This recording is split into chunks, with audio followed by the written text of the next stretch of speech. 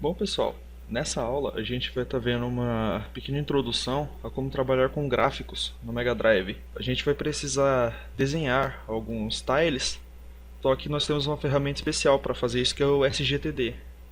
Bom, abrindo aqui então, a gente vai começar por algo bem simples mesmo, tiles de 8 por 8 pixels. Então a gente pode clicar aqui, Tile Widget, um tile. E a mesma coisa para a altura.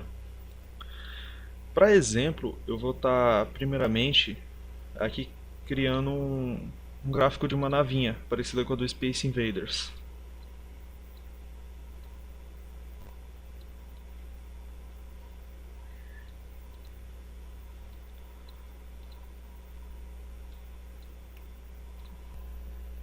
Bom, com o tile pronto, a gente precisa exportar isso em formato de código.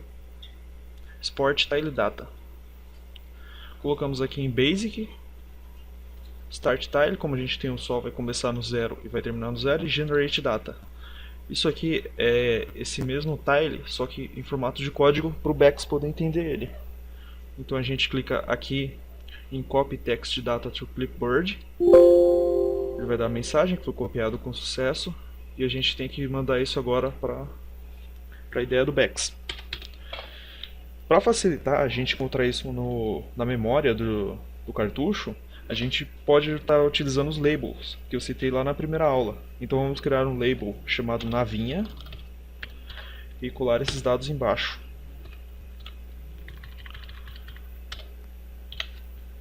Se a gente voltar aqui no SGTD, a gente vai ver que nós temos algumas cores aqui embaixo, exatamente 16 cores.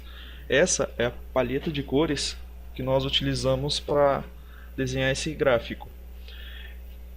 Então, o Mega Drive ele tem capacidade para armazenar até 4 dessas paletas. A gente pode editar elas vindo aqui, clicando neste ícone. Bom, aqui nós temos a paleta 00, 10, 20 e 30. Cada uma dessas palhetas tem aqui de 0 a F, totaliza 16 cores. E essas cores nós podemos editar ela mexendo nesses valores aqui embaixo. A gente também tem que exportar essas palhetas para o nosso código, pois elas vão indicar as cores com que o nosso tile vai ser desenhado na tela. No caso, como a gente usou a paleta 0, eu vou exportar apenas ela. A gente clica aqui em Export Palette, Bex, Start Palette. Como eu não vou precisar das outras 3 palhetas, eu vou colocar 0 também, e Generate Data. Esse aqui é o formato em código da nossa paleta de cores. A gente insere isso aqui no Bex também. Vou criar aqui outro label chamado cores. Bom, agora a gente já tem os dados do nosso gráfico e das cores que vamos utilizar. Aqui, essa aqui é a primeira cor, a cor 0. Eu recomendo que vocês coloquem tudo 0 aqui, se tiver outro valor. O 0 aqui ele vai representar a transparência. Às vezes o SGT dele tem esse problema, de não deixar a primeira cor como transparente, e sim como branca. Então fiquem atentos aí. Bom, agora que nós já temos esses dados, a gente precisa inserir eles na memória de vídeo do Mega Drive. Nós já temos um comando para fazer isso, que é o Load Tiles. Load Tiles. O primeiro parâmetro é o label, que vai indicar onde começa o seu tile. No caso, o nosso label aqui é navinha. O segundo parâmetro é quantos tiles serão carregados a partir desse label. No caso, como a gente tem um tile só, a gente vai colocar 1. O terceiro parâmetro é a posição para a memória de vídeo onde esse tile vai ser salvo. Eu recomendo colocar 256. O valor de 0 a 255 é usado para salvar caracteres na tabela ASCII da memória de vídeo do Mega Drive. Então letras, símbolos são salvos nessa posição de 0 a 255. Agora a gente precisa carregar as nossas cores. E a gente pode fazer isso por meio do comando palettes. O primeiro parâmetro é o label. No caso, o nosso label se chama cores. O segundo parâmetro é em qual paleta nós vamos salvar essas cores. No caso, vamos estar utilizando a paleta 0. O terceiro e o quarto parâmetro a gente pode deixar 0 e 16. Esses parâmetros é para indicar quais as cores vão estar sendo salvas dentro da paleta 0. No caso, como nós vamos salvar todas, podemos deixar 0 e 16 mesmo. Bom, agora que nós já temos os dados salvos na memória de vídeo, tem um comando para nós jogarmos eles para a tela. Esse é um comando bem simples mesmo e geralmente é utilizado para desenhar cenários. Esse comando se chama drawTile. Como parâmetro, ele recebe primeiramente o endereço na memória de vídeo do tile que vai ser desenhado. No nosso caso é 256. E como segundo parâmetro, ele recebe a posição X em tiles. Ou seja, 1 vai representar um tile que são 8 pixels na tela. Bom, vamos deixar 30 e em Y a mesma coisa, o valor em tiles, então vamos deixar 20. Bom, podemos agora compilar e rodar o nosso programa. Bom, tá aqui, né, o nosso tile desenhado.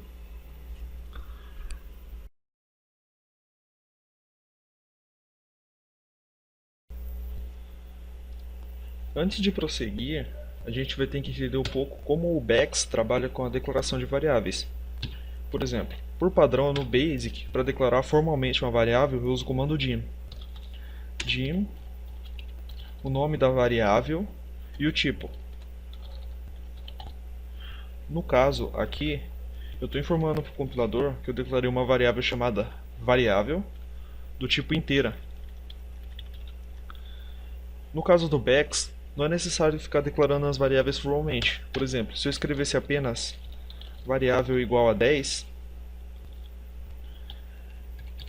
mesmo que eu não tivesse essa linha da declaração formal, ele entenderia. Isso ocorre porque o BEX, quando você se refere a uma variável não declarada, ele declara ela automaticamente como uma variável inteira. Então eu não preciso, se a variável é inteira, eu não preciso fazer a declaração formal dela. Apenas com isso ele já vai entender. É importante saber disso, porque o próximo comando que a gente vai ver, ele precisa de uma variável inteira. O comando ele é o addSprite. Ele serve para você vincular um sprite a uma variável inteira. Por exemplo, eu vou criar uma variável aqui chamada sprite1 e vou utilizar o comando addSprite.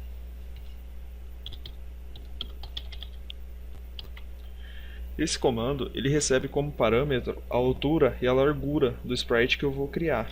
Essa altura e essa largura ela é dada em tiles e ela pode ser no máximo de 4 tiles por 4 tiles, ou seja, um sprite de 32 por 32 pixels. No caso, o sprite que eu vou estar criando de exemplo, ele é feito por um tile só. Então a altura dele vai ser 1 e a largura vai ser 1 também. Bom, agora que eu já tenho o sprite criado, eu preciso indicar qual é o tile correspondente a esse sprite. Eu faço isso por meio do comando propSprite. O primeiro parâmetro é o nome da variável que eu atribuí a esse sprite. No meu caso, é sprite1, onde eu usei o comando addSprite. O segundo parâmetro é a posição de memória do tile que eu vou atribuir a esse sprite. No nosso caso é 256. E como terceiro parâmetro, eu posso colocar 0, porque esse terceiro parâmetro é um parâmetro de offset que indica quantos tiles vão ser pulados a partir da posição de memória informada. Bom, agora que eu já tenho meu sprite criado, eu posso estar utilizando um comando chamado moveSprite. Como parâmetro, ele recebe primeiro o sprite que eu quero mover. No meu caso, é o sprite1 e a posição primeiro em X e depois em Y. Uma coisa importante de saber aqui é que essa posição, ao contrário do comando drawTile, em que ela é dada em tiles, o comando moveSprite ela é dada em pixels. Então, eu vou estar colocando 128 por 128, daqui a pouco eu explico o porquê. Vamos compilar. E tá aqui. Esse é o nosso sprite.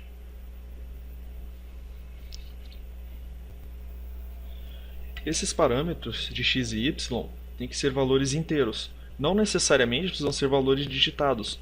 Por exemplo, se eu quiser fazer meu sprite se mexer pela tela, eu posso criar uma variável x e indicar aqui na posição x a minha variável x. Com isso, a posição dele em x vai ser equivalente ao valor dessa variável. Por exemplo, se eu quisesse fazer uma animação do sprite se movendo pela tela, eu posso fazer de uma maneira muito simples por meio de um loop. Do loop, o que tiver dentro desse do loop vai ser executado infinitamente. Então, aqui eu vou colocar o comando moveSprite e vou incrementar esse valor de x por meio do comando x++. Eu preciso saber quando o sprite sai para fora da tela para mim voltar ele para a tela de novo. Eu posso fazer isso por meio de um teste de condição if. Por exemplo, if x maior que 448, then x igual a 128.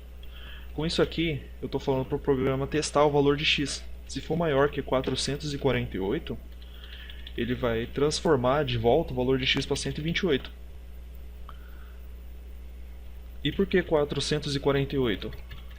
Bom, o comando para o moveSprite é dado em pixels. E a resolução do Mega Drive ela é de 320 em x. 320 mais 128 dá 448. Além disso, eu tenho que inserir um delay. Um delay basicamente é um tempo que o processador vai ficar parado sem fazer nada. E no caso, isso é muito importante, porque se eu compilar o programa agora, vejam bem o que vai acontecer. O sprite está se mexendo tão rápido que mal dá pra ver. Isso acontece porque o processador do Mega Drive ficou preso dentro desse loop e está executando isso aqui infinitamente, a velocidade máxima que ele consegue. Então, a gente tem que inserir um tempo morto por meio do comando sleep. O comando sleep vai parar o processador por um tempo determinado pela gente, por meio de um parâmetro que a gente passa para ele, por exemplo, sleep 1. Esse valor ele equivale ao tempo de um frame. Trabalhando com 60 frames, vai ser 1 dividido por 60. 1 segundo dividido por 60 vai dar 0,016 segundos. Ou 16,77 milissegundos. Esse é o tempo que o processador vai ficar parado sem fazer nada. E a gente vai usar esse tempo para ver a atualização da animação na tela.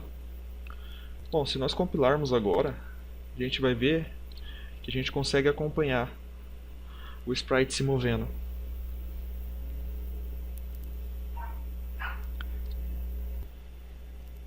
Digamos agora que eu queira criar um sprite maior. Por exemplo, o maior sprite permitido pelo comando addSprite é um sprite de 4x4 tiles, ou seja, 32 por 32 pixels. Bom, para fazer isso, primeiro a gente precisa ter os dados do sprite. Eu já deixei um sprite aqui salvo, que é um sprite justamente de 32 por 32. Eu coloquei umas bordas amarelas para a gente conseguir ver o tamanho máximo do sprite. Então vamos exportar ele aqui para o Bex. Reparem que ele tem de 0 a 15, ou seja, 16 tiles. E vamos ver como fica a configuração dos comandos para um sprite desse tamanho. Vamos copiar ele aqui. A primeira alteração ela vai ser feita no comando loadTiles. O label continua o mesmo, pois eu inseri ele na mesma posição, só que o número de sprites carregados vai ter que passar para 16, porque o nosso sprite vai ser feito de 16 tiles. E a segunda alteração vai ser aqui no comando addSprite, onde devemos inserir o valor de 4x4, que eu já fiz anteriormente. Com isso, a gente já pode compilar o código e ver o resultado. Bom, tá aqui, a animação sucedeu normalmente. E uma coisa interessante de se observar é que esse sprite ele é composto por 16 tiles. E esses 16 tiles são tratados como um objeto só pelo código. E isso se deve graças aos comandos, né, para tratamento de sprites. No caso, se você precisar criar um sprite maior que 4x4, você vai ter que dividir ele. Por exemplo, um sprite de 4x8. Divide ele em dois de 4x4. Bom, por hoje é só aí, espero que vocês tenham gostado. Críticas, dúvidas, sugestões, deixe nos comentários aí. Até a próxima.